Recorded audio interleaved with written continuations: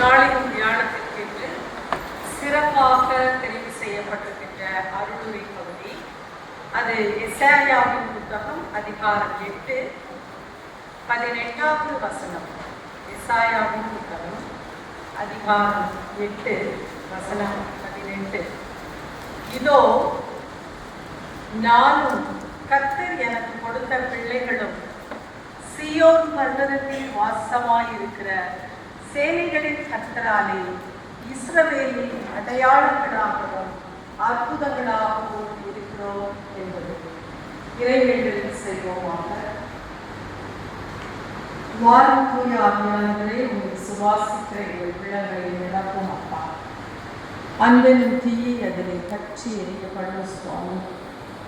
எங்களை விசுவாச ஒருமைக்குள்ளாக கூட்டிச் சேர்த்திருக்கிற எங்கள் அன்பின் தெய்வமே, உங்கள் வார்த்தையை நாங்கள் கேட்கவும் அதை உள்வாங்கிக் கொள்ளவும் சத்திய வார்த்தையின்படி வாழ்க்கையை நடத்தவும் நீர் எங்களுக்கு அருள் புரிந்தள்ளும். பேசுகின்ற ஒரு அடிமையை வரைத்து உம்மை வெளிப்படுத்தி அருள் சுவாமி. அநேக காரியங்களில் உடைய பாதத்தை தேடி பாதம் ஒன்றே வேண்டும் என்று சொல்லி நாங்கள் வந்திருக்கிறோம். விசேஷமாக பெண்கள் ஞாயிறை அனுசரிக்கின்ற நாங்கள் அப்பா, இந்த அகில உலக பெண்கள் தினத்தன்று பெண்களால் நாங்கள் சிறப்பாக தேடி வருகிற கால நேரங்களை நன்றி ஆண்டவரே, நன்றி அப்பா. இந்த நாளிலும் நீர் எங்களோடு பேசு நாங்கள் கேட்கிறோம். இயேசு கிறிஸ்துவின் மூலம் ஜெபம் கேட்க நாங்கள் தருகிறோம். ஆமென். கிறிஸ்துவுக்குள் பிரியமான சகோதர சகோதரிகளே, இன்றைய நாள் ஒரு சிறப்பான நாள். அகில உலக பெண்கள் தினமான இன்றைய நாள் ஞாயிற்றுக்கிழமையில் வந்திருப்பதால் நம்முடைய திருச்சபை இன்றைய தினத்தை பெண்கள் ஞாயிறாக, பெண்கள் தினத்தன்று பெண்கள் ஞாயிறாக இந்த தினத்தை சிறப்பாக ஆசரிக்கலாம். பெண்களுக்கு முக்கியத்துவம் இந்த ஆராதனை ஒழுங்கிலே கொடுக்கப்பட வேண்டும் என்று சொல்லி பெண்களை உற்சாகப்படுத்தும் விதமாய் இந்த நாள் கொடுக்கப்பட்டிருக்கிறது. இந்த நன்னாளிலே மகளிர் தினத்தன்று இங்கு சிறப்பாய் கூடியிருக்கிற ஒவ்வொரு சகோதரியையும் இயேசு கிறிஸ்துவின் நாமத்திலே வாழ்த்துகிறேன். கர்த்தர் உங்களை அபரீத விதமாய் ஆசீர்வதிக்க வேண்டும் என்று சொல்லி வாழ்த்துகிறேன். இந்த அருமையான வாய்ப்பை எனக்கு அளித்த மரியாதைக்கும் கனத்துக்கும் உரிய ஆலோசனை சங்க உறுப்பினரும் உங்கள் ஆலயத்தின் தலைமை போதகருமாகிய மறைத்திரு ஸ்டான்லி தேவகுமார் ஐயா அவர்களுக்கு மனமார்ந்த நன்றியினை பெண்கள் ஐக்கிய சங்க பொதுச் செயலராக தெரிவித்துக் கொள்கிறேன். ஐயா எங்களுடைய ஆலயத்தில் வந்து பிரசங்கம் பண்ணும் போதெல்லாம் நான் யோசிப்பேன், இவ்வளவு அழகான ஒரு குரலும் கணீர் என்ற ஒரு சத்தமும் இனிமையான பாடலும் எந்த ஆலயத்துக்கு கொடுத்து வைத்திருக்கிறது என்று யோசிப்பேன். அது உங்களுக்கு தான் கொடுத்து வைத்திருக்கிறது என்று சொல்லி இன்று நான் கண்டுகொண்டேன். அவருக்கு மைக்கே வேண்டாம், அப்படி ஒரு கணீர் என்று குரல், அருமையான பாடல் வரம் பெற்ற ஒரு ஆயரையும் பெண்களை உற்சாகப்படுத்தக்கூடிய ஊழியத்தில் ஆதரிக்கக்கூடிய ஒரு ஊழியரையும் நீங்கள் பெற்றிருக்கிறீர்கள். ஆகவே சகோதரிகள் நன்றாக இந்த வாய்ப்புகளை பயன்படுத்தி கொண்டு ஊழியத்திலும் சமுதாய பங்களிப்பிலும் நீங்கள் அதிகமாக முன்னேற வேண்டும். என்னுடைய தந்தையார் இந்த ஆலயத்திலே கிட்டத்தட்ட 74 பணியாற்றினார்கள். அப்பொழுது பழைய கோயில் இருந்தது. அவர்களின் பெயர் மறைத்திரு டேனியல் மனோகர். அப்பொழுது நாங்கள் சிறு பிள்ளைகளாக இந்த வளாகத்திலே சுற்றி வந்திருக்கிறோம், இங்கே கல்வி கற்றிருக்கிறோம். இந்த பள்ளிக்கூடமும் சரி, இந்த ஆலயத்தின் ஓய்வு நாள் பள்ளிக்கூடமும் அதிகமாக வேதத்திலே எங்களுக்கு வித்திட்டு எங்களை வளர்த்தது என்று சொல்லி நன்றியோடு இந்த நேரத்தில் நான் நினைவு கூறுகிறேன். சண்டே ஸ்கூல் என்றால் வசனங்களை மனப்பாடமாக ஒப்பிக்கவில்லை என்றால் உதைதான் கிடைக்கும், அடி கிடைக்கும். அப்படி நாங்கள் கற்ற காலங்கள் எல்லாம் மிகவும் மிகவும் செழிப்பான ஒரு காலங்கள். திரு பால் ஜீவராஜ் அவர்களின் செயலராக இருந்த பொழுது திரு அனுகிரகம் அவர்கள் இருந்தார்கள். அப்பொழுது திரு செல்லையா அவர்கள் இருந்தார்கள். காலகட்டத்திலே திருச்சபையானது அப்படியே சர்ச்சை நிறைஞ்சு வழியும் அந்த பழைய கோயில் இடமில்லாமல் மேலெல்லாம் அந்த படியில் ஏறியெல்லாம் போய் அமர்ந்திருப்பார்கள். பிற்பாடு தான் திருப்பூர் 2 என்றெல்லாம் பிரிக்கப்பட்டது. தந்தையாரோடு சேர்ந்த அநேக கிராமங்களுக்கெல்லாம் நான் சென்ற நினைவுகள் எனக்கு இருக்கிறது. பல மகிழ்ச்சியான நினைவுகளோடு நான் இந்த இடத்திலே கர்த்தருடைய வார்த்தையை பகிர்ந்து கொள்வதற்கு என் தேவாதி தேவன் எனக்கு அருள் புரிந்திருக்கிறார். கிறிஸ்துவுக்குள் பிரியமான சகோதரிகளே, இந்த நாளிலே நாம் வாசிக்க கேட்ட அருளுரை பகுதி ஒரு முக்கியமான வார்த்தையை சொல்லுகிறது. இஸ்ரவேலில் அடையாளங்களாகவும் அற்புதங்களாகவும் இருக்கிறோம். அடையாளங்களாகவும் அற்புதங்களாகவும் இருக்கிறோம். மீட்பின் வரலாற்றை பார்க்கும்போது ஆண்டவர் எப்படியாய் பெண்களை முக்கியத்துவப்படுத்தினார் என்று பார்க்கிறோம்.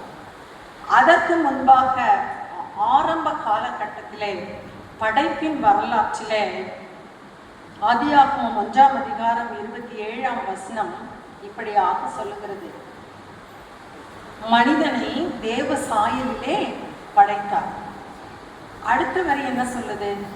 ஆணும் பெண்ணுமாக படைத்தார் என்று சொல்லுது. அப்ப படைப்பின் வரலாற்றிலே ஒரு பெண்ணானவள் சிறந்த ஒரு முக்கியத்துவத்தை பெறுகிறாள். மகுடமாக காட்டப்படுகிறாள். எப்படி? ஆண் மட்டும் கடவுளின் சாயலில் படைக்கப்படவில்லை, பெண்ணும் கடவுளின் சாயலில் படைக்கப்பட்டிருக்கிறாள் என்று குறிப்பிடப்பட்டிருக்கிறது. இது நமக்கு மிகவும் ஆர்வத்தையும் உற்சாகத்தையும் கொடுக்கக்கூடிய ஒரு சத்தியம். அது மாத்திரமல்ல, அப்படியே மீட்பின் வரலாற்றில் வாங்க, சிலுவை காட்சி வரைக்கும் வாங்க. அந்த காட்சியில பாருங்க, ஆண்டவர் அநேக சீஷர்களை அதிகமாய் நேசிச்சார். ரொம்ப அதிகமா நேசிச்சது யோவானை, பேதுருவை, யாக்கோபை எல்லாம் நேசிச்சார். ஆனா சிலுவை அண்டையிலே இருந்த பெண்களின் பெயர்கள் மீட்பின் வரலாற்றிலே குறிப்பிடப்பட்டிருக்கிறது. அங்கே யாரெல்லாம் இருந்தார்கள்? யாரெல்லாம் இருந்தார்கள் மீட்பின் வரலாற்றில? சிலுவை அண்டையில மரியாள் இருந்தாங்க, மக்தலேனா மரியாள் இருந்தாங்க, சலோமி இருந்தாங்க. இன்னும் வேறு சில வேத குறிப்புகள்ல பார்த்தீங்கன்னா வெரோனிகா என்ற பெண் இருந்தாள். இப்படி பலதரப்பட்ட பல்வேறு பெயர்களை கொண்ட பெண்கள் மீட்பின் வரலாற்றிலே முக்கியத்துவப்படுத்தப்படுறாங்க. அது மாத்திரம் இல்ல, மத்தேயு நற்செய்தி நூல்ல பார்த்தீங்கன்னா ஆண்டவர் உயிர்த்தெழுந்த அன்று யார் முதல்ல ஓடி போய் அங்க பார்க்கிறா? ஒரு சீடனா ஓடுறான். மத்தேயு, யாக்கோபு இவங்களா போனாங்க? யார் போனா சொல்லுங்க? யார் வேகமா போனது கல்லறை அன்றைக்கு? யார் போனா? மக்தலேனா மரியாள் தான் போனாங்க. முதல்ல பெண் தான் அங்க போய் முதல்ல ஆர்வத்தோட போய் பார்க்குறாங்க. ஏன்னா அவங்களுக்கு தெரியும் வேத வார்த்தைகள் நிறைவேறும் என்று சொல்லி அவங்களுக்கு தெரியும். எவ்வளவு ஆர்வம், ஓடி போய் அங்கே பார்க்கிறாங்க. பாருங்க, வேதத்தை நம்ம முக்கியமான கண்ணோட்டங்களில் வாசிக்கும் போது தான் தெரியும் பெண்கள் எப்படி முக்கியத்துவப்படுத்தப்பட்டிருக்காங்க. அதே போல இயேசு கிறிஸ்துவின் வரலாற்றுல அவருடைய பணிகளின் காலங்கள்ல பாருங்க, பெண்கள் அவரை தொடர்ந்து போனாங்க. அவர் வார்த்தைகளை கேட்டாங்க, தெருவோரங்கள்ல போனாங்க, ஆற்றங்கரை ஓரத்துல போனாங்க, படகிலே அமர்ந்து அவர் பிரசங்கம் செய்யும் போது கேட்டாங்க. இந்த மாதிரி பல்வேறு காரியங்களை பெண்கள் கேட்டாங்க. அவரோடு அவருடைய பணியிலே பங்கு பெற்றாங்க. ஆண்டவரும் அவர்களை அதிகமாய் உற்சாகப்படுத்தினார். ஒரு இடத்துல கூட ஓ என்று அவர் சொல்லவே இல்லை. பெண்கள் யாரெல்லாம் இயேசு கிறிஸ்துவை பின்தொடர்ந்தார்களோ அவர்கள் அத்தனை பேரும் அற்புதத்தை கண்டு கொண்டார்கள், ஆச்சரியமான நிகழ்வினை கண்டு கொண்டார்கள். அப்படித்தானே? பாருங்க, பெரும்பாலுள்ள ஸ்திரீ குணமானா, அப்படித்தானே? கானாவூர் கல்யாணத்துல அத்தனை கூட்டம் இருந்துச்சு, தன் தாயை கனப்படுத்தினாரு. கானானிய ஸ்திரீ கதர்ரா, தன்னுடைய குழந்தைக்கு சுகம் வேண்டும் என்று சொல்லி, அதிலும் ஆண்டவர் கானானிய ஸ்திரீயின் சத்தத்தை கேட்டார். இப்படி பல இடங்களிலே தங்களை சுற்றி இருந்த பெண்களின் கூக்குரலை கேட்ட ஆண்டவர், அவர்களின் சத்தத்தை கேட்ட ஆண்டவர், அவர்களுக்கு இறங்கின ஆண்டவர், அவர்களுக்கு சுகம் கொடுத்த ஆண்டவர், அவர்களை உற்சாகப்படுத்தின ஆண்டவரை நாம் பார்க்கிறோம். இந்த காலகட்டத்திலே ஆண்டவர் பணியாற்றிய அந்த காலகட்டத்தில் எப்படி இருந்தது சூழல்? எப்படி இருந்தது? பெண்களை மதிக்கவே மாட்டாங்க. அவர் காலகட்டத்தில் சில பெண்கள் மாத்திரம் சில குறிப்பிட்ட தொழிலை செய்தார்கள். நெசவு போன்ற தொழிலை செய்தாங்க என்று சொல்லி பார்க்கிறோம். அக்காலகட்டத்தில் பெண்கள் மனைவிகளாகவும் தாய்மார்களாகவும் மட்டுமே பார்க்கப்பட்டார்களாம். ஒரு மரியாதை கிடையாது. இன்னும் சுருக்கமாக உங்களுக்கு சொல்றேன், நாய்களை மதிப்பது போல மதித்தார்கள் பெண்களை என்று சொல்லி நான் ஒரு வரலாற்று புத்தகத்தில் படித்தேன். அப்போ எப்பேற்பட்ட காலகட்டம்னு யோசித்து பார்த்துக்கோங்க. அது மாத்திரமல்ல, ஒரு யூதன் இப்படி ஜெபம் பண்ணுவாங்க. எப்படி? அப்பா, நான் பெண்ணா பிறக்காததுக்கு உமக்கு நன்றி சொல்றேன்னு சொல்லி ஜெபம் பண்ணுவான். அப்பேற்பட்ட காலகட்டத்தில் ஆண்டவர் பெண்களை உற்சாகப்படுத்தி இருக்கிறார், ஆதரித்திருக்கிறார், பெண்களுக்கு சுக வாழ்வை கொடுத்திருக்கிறார், பெண்கள் கேட்ட கேள்விகளுக்கெல்லாம் பதில் சொல்லி இருக்கிறார். பெண்களும் துணிச்சலா அவர் பின்னாடி போய் சத்தியத்தை உள்வாங்கி அவரிடத்துல கேள்வி கேட்கிற அளவுக்கு துணிஞ்சு இருந்திருக்கிறாங்க பெண்கள். அப்படித்தானே? அதே போல பாருங்க, ரோமர் நிருபத்தை பார்த்தீங்கன்னு சொன்னா, ரோமர் 16 1, 2 வாசியங்கள் பார்ப்போம். சத்தமா வாசிங்க. ரோமர் 16 1, 2.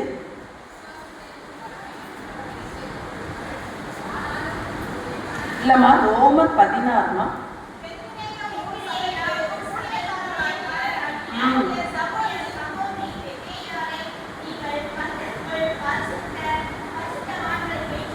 பெபேயாளை நீங்கள் கர்த்தருக்குள் பரிசுத்தவான்களுக்கு ஏற்றபடி ஏற்றுக்கொண்டு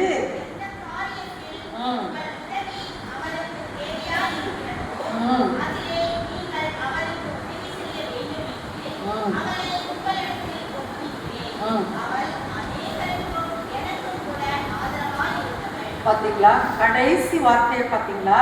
இந்த பெபேயாள் பலருக்கும் எனக்கும் ஆதரவாய் இருந்தாள் என்று பவுல் சொல்லுது.